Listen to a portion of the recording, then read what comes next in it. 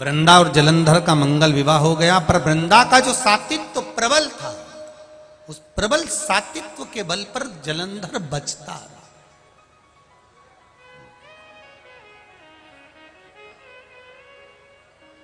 बचता रहा। आया समय,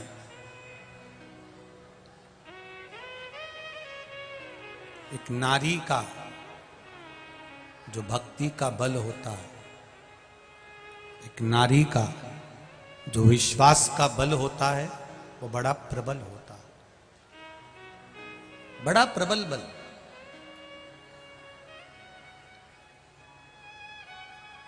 जब उसका विश्वास जागृत होता है, तब भगवान स्वयं उसके कार्य को पूर्ण करता ही है। आप लोग जितने भी लोग यहाँ कथा सुनने आए हैं और जितने लोग फेसबुक यूट्यूब पर कथा को श्रवण कर रहे हैं, आपका अगर विश्वास दृढ़ है, भरोसा पक्का है,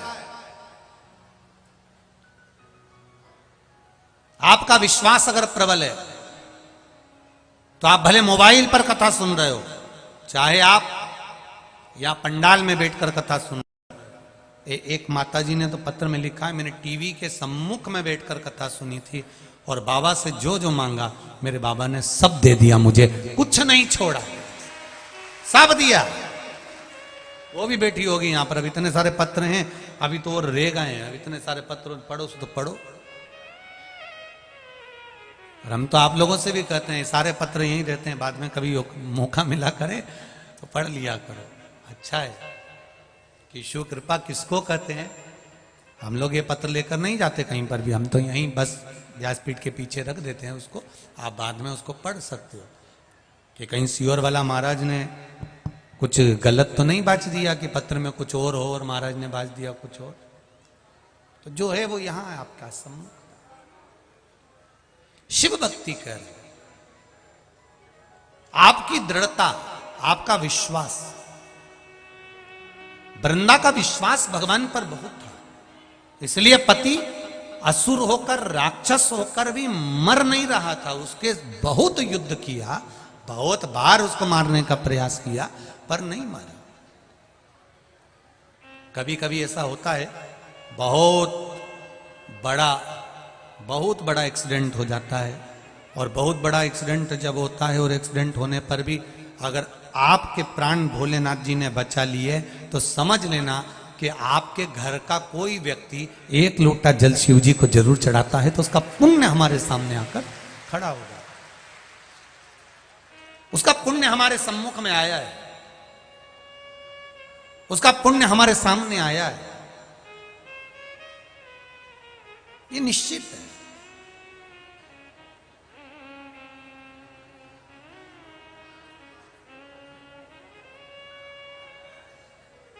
महाराज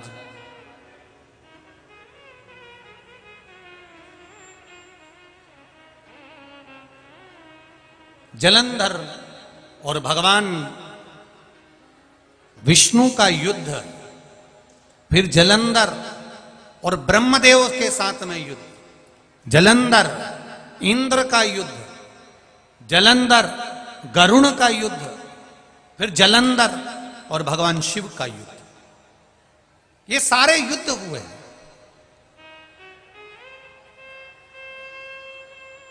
ऐसा कोई युद्ध वंचित नहीं रहा, सारे युद्ध हुए, पर आखिरी में जलंधर की विजय होती रही, जीतता रहा वो, जीतता रहा।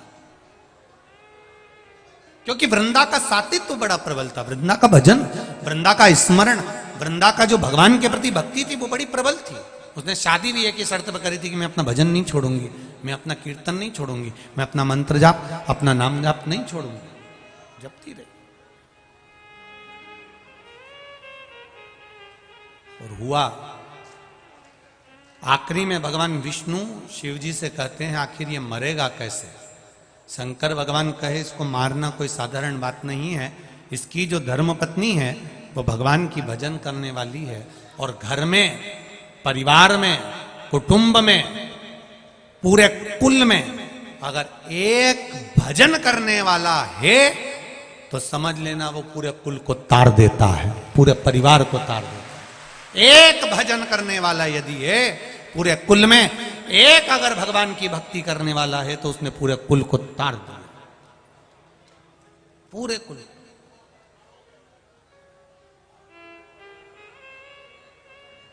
गंगा जी कौन कौन जाता है? जाते हो आप लोग? रखो रखो। गंगा जी जाओ तो एक इतनी बड़ी कील लेकर जाना है, और इतनी बड़ी कील लेकर जाना और पानी में डालना कि ये तैर जाएगी क्या? अरे बोलो तो जम के नहीं तैरेगी। अब उस कील को अगर तुम्हें तैराना है, उस कील को पार लगाना है, तो वो कील लोहे की है, जंग भी लगा हुआ है, बहुत नुकेली भी है, वजन भी है, पर पानी में डालते से ही वो नीचे डूब जाती है, वो पार नहीं होती। उस कील को पार करने का तरीका एक ही है कि इस कील को एक लकड़ी में ठोक दो। लकड़ी में ठोक दिया तो कील पार उतर जाएगी, ये निश्चित। ये शरीर भी एक कील की तरह है, इसको भव सागर में ऐसे ही पटकोगे तो ये डूब जाएगा। इस शरीर को भव सागर से पार निकालना है तो इस कील को शिव महापुराण में ठोक दो। इसको पार उतरने का एक तरीका, ये कील पार उतर सकता है, ये शरीर भव सागर से पार हो सकता है, निश्चित है। बस इसको भजन में, कीर्तन में, स्मरण में, मंत्र जाप में, भगवान की अविरल भक्ति में इसको लगाना पड़ेगा, इसको डुबाना पड़ेगा, तब जाकर ये पार उतरेगा। ये शरीर तब पार हो सकता है। पकड़ लो हाथ गिरधारी, नहीं तो डूब जाए। पकड़ लो हाथ त्रिपुरारी, तो डूब जाए। हमारा कुछ न बिगड़ेगा, तुम्हारी शान जाए। शिव पुराण कहती है स्वयं हंसो मना नहीं है, स्वयं मुस्कुराओ मना नहीं है, स्वयं प्रसन्न रहो मना नहीं है, स्वयं हंसो मना नहीं है। पर शिव पुराण कहती है ऐसा कोई कर्म मत कर देना कि दुनिया तुम पर हंसे, इसलिए सत्कर्म की ओर बढ़ते हैं। स्वयं हंसोगे चल जाएगा, स्वयं भजन करिए, स्वयं कीर्तन करिए, स्वयं मंत्र जाप करिए। कैसे मरेगा ये जलंधर? कहा वृंदा का सातित्व डिगा दिया जाए। जब किसी नारी के सातित्व को डिगाया जाता है, जब किसी नारी के सातित्व को डिगा दिया जाता है, तब उसके पति को समाप्त करने में देरी नहीं लगती, मार दिया जा सकता।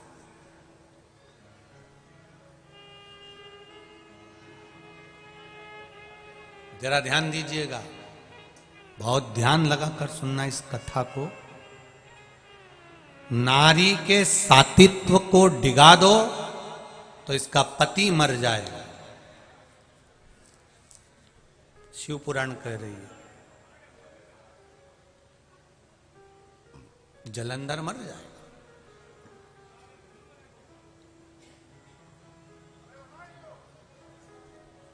यदि सनातन धर्म को लोग कहते हैं तोड़ना है, तो सबसे पहले सनातन धर्म को तोड़ने के लिए लोग सबसे पहला काम करते हैं कि इनको भगवान के मंदिर से दूर कर दो, देवताओं से दूर कर दो,